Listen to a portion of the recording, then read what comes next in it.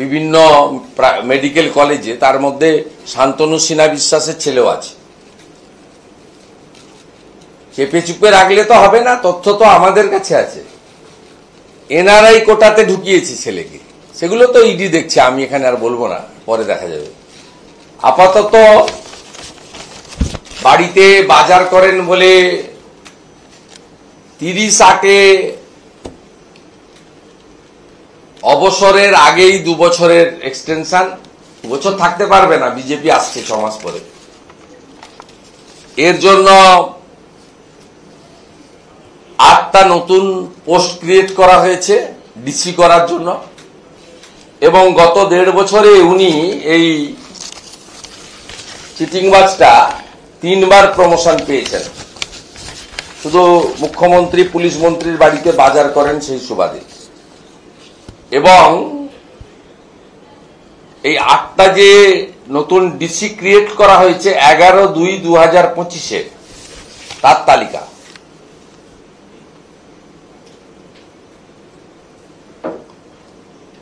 মুখে কোনো ভাষণ নেই, সব কাগজ কথা বলছে। এই যে 11/2/2025 8টা ডিসি ক্রিয়েট করা হলো। 13/8/2025 ওনাকে 1.5 বছরে 3 বার প্রমোশন হলো, নতুন প্রমোশন হলো, করে ডিসি করা হলো 2 বছরের এক্সটেনশন দিয়ে।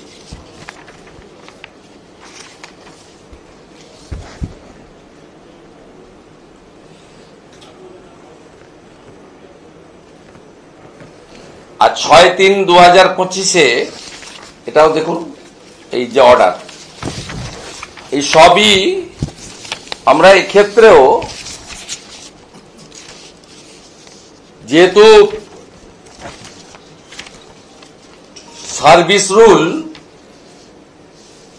ভায়োলেশন হয়েছে এবং পশ্চিমবঙ্গে স্বাধীনতার পরে সরকার তৈরি হওয়ার পরে, হোম ডিপার্টমেন্ট তৈরি হওয়ার পরে এই ধরনের নজির ডাক্তার বিধানচন্দ্র রায় থেকে শুরু করে বা প্রথম মুখ্যমন্ত্রীর সময় থেকে শুরু করে মমতা ব্যানার্জি আসার আগে পর্যন্ত যে সময়কাল, সেই সময়কালে প্রথম মুখ্যমন্ত্রী বলুন, পরবর্তীকালে বিধানচন্দ্র রায় বলুন, অজয় মুখার্জি বলুন, সিদ্ধার্থ শঙ্কর রায় বলুন, জ্যোতিবাবু বলুন, কোনো নজির নেই এই ধরনের অবৈধ বেআইনি সিদ্ধান্ত গ্রহণ করা। এবং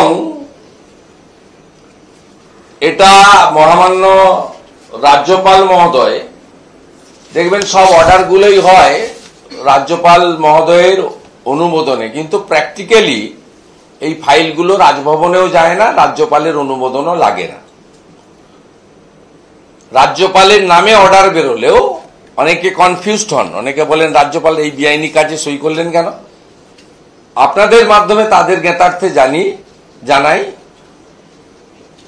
এই ধরনের ফাইল রাজভবনে যায় না এবং রাজ্যপাল মহোদয়ের অনুমোদনও লাগে না, কিন্তু সব অর্ডার এই গভর্নর হ্যাজ প্লিজ টু বলে লেখা হয়।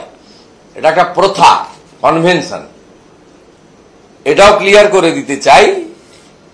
তাই এখানে honourable his excellency governor of West Bengal এর কোনো রোল নেই, কিন্তু যেহেতু সাংবিধানিক প্রধান, তাই তাকে আমরা লিখিত কমপ্লেন করেছি। আগামী সপ্তাহে আমরা কোর্টে যাচ্ছি, মানে ওনার আগামী সপ্তাহে নয়, 30/8 অবসর, তার আগে যদি রাজ্য সরকার এই অবৈধ এক্সটেনশন এবং প্রমোশন প্রত্যাহার না করে, তাহলে 30/8 পরে আমরা কোর্টে যাব। কোর্টে গেলে এটাও 26,000-এর মতো, 32,000-এর মতো, এটাও আরেকটা নজির হিসেবে তৈরি হবে। যেহেতু বেআইনি কাজ করেছে, আমরা আশা করি কোর্ট বেআইনি কাজে হস্তক্ষেপ করবে, কিন্তু আমরা কোর্টে যাব। কোর্টে যাওয়ার জন্যই আমরা রাজ্যপাল মহোদয়কে লিখিত জানিয়েছি। আমার এই বিষয়টাই ছিল মূলত কলকাতা পুলিশ আর এই সহধর্মীদের কেলেঙ্কারি। শুভেন্দুদা, শাসক দল তৃণমূল কংগ্রেস কংগ্রেস জাতীয় নির্বাচন কমিশনের যে সিদ্ধান্ত এসআইআর নিয়ে সেটাকে চ্যালেঞ্জ করে কোর্টে মুভ করলো। অমৃতা সিনহা তিনি প্রশ্ন করেছেন যে এতে আপনারা ভয় পাচ্ছেন কেন, এফেক্টেড হচ্ছেন কেন, অন্য রাজনৈতিক দলগুলোর তো সমস্যা হচ্ছে না। তাদের বক্তব্য যে আমাদের তাদের কি বক্তব্য তাদেরকে কাদাপাড়ায় গিয়ে জিজ্ঞেস করুন, আমাকে জিজ্ঞেস করছেন। কিন্তু এই যে কোর্টে যাওয়ার সিদ্ধান্তটাকে কিভাবে দেখছেন? শাসক দল কি ভয় এই প্রথম থেকেই যাচ্ছে। মাননীয় সাংসদ মহুয়া মৈত্রকে পাঠিয়েছিল বিহারের কেসে, পরবর্তীকালে সুপ্রিম কোর্টে গিয়ে রাজ্য সরকার পার্টি না হওয়া সত্ত্বেও গিয়ে সোমোটো নিজেকে পার্টি হিসেবে যুক্ত করে বড় বড় লয়ারদের, দামি দামি লয়ারদের দাঁড় করানো, সবটাই তো পরিষ্কার বোঝা যাচ্ছে যে তারা মৃত ভোটারের নাম থাকুক, ডুপ্লিকেট ভোটারের নাম থাকুক, ডবল এন্ট্রি ভোটারের নাম থাকুক এবং বাংলাদেশি অবৈধ অনুপ্রবেশকারী বাংলাদেশি মুসলিম এবং রোহিঙ্গাদের নাম থাকুক, এটা তৃণমূল কংগ্রেস চাইছে যাতে এই অবৈধ অনুপ্রবেশকারীদের ভোট তারা পায়, ভবিষ্যতেও পাবে। তাদের আধার এপিক কার্ড তারাই বানিয়ে দিয়েছে। আর মৃত এবং ফলস ভোটার, যেহেতু 7 দফা 8 দফাতে ভোট হয়, কোচবিহারে একবার দিয়েছে, মালদাতে আরেকবার দিয়েছে, ডায়মন্ড হারবারে একবার দিয়েছে, লাস্টে ভবানীপুরে যাতে দিতে পারে, এটাই তো সোজা অঙ্ক। এই সোজা অঙ্কের জন্যই তারা বাধা দিচ্ছে। কিন্তু এসআইআর নতুন কিছু নয়, 2002 সালেও পশ্চিমবঙ্গে হয়েছে। তৎকালীন সময় 26 লক্ষ নাম বাতিল হয়েছিল। আমাদের দাবি নো এসআইআর, নো ইলেকশন।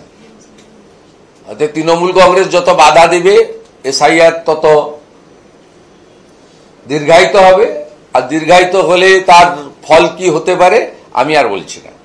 টকশোতে বিশ্লেষকরা ইতিমধ্যেই বলছেন যে এই সরকার 4 মে 2026 পর্যন্ত টেনিওর, 2021-এর 5ই মে নতুন সরকার দায়িত্ব নিয়েছিলেন।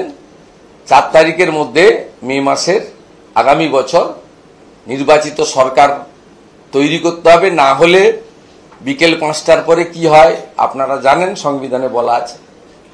শুভেন্দুবাবু, সিবিআই মামলাতেও এবার পার্থ চট্টোপাধ্যায়, সুবীরেশ ভট্টাচার্যরা জামিন পেয়েছে, যদিও পার্থবাবুর এখনই জেল মুক্তি হবে না, প্রাথমিক মামলা রয়েছে তার।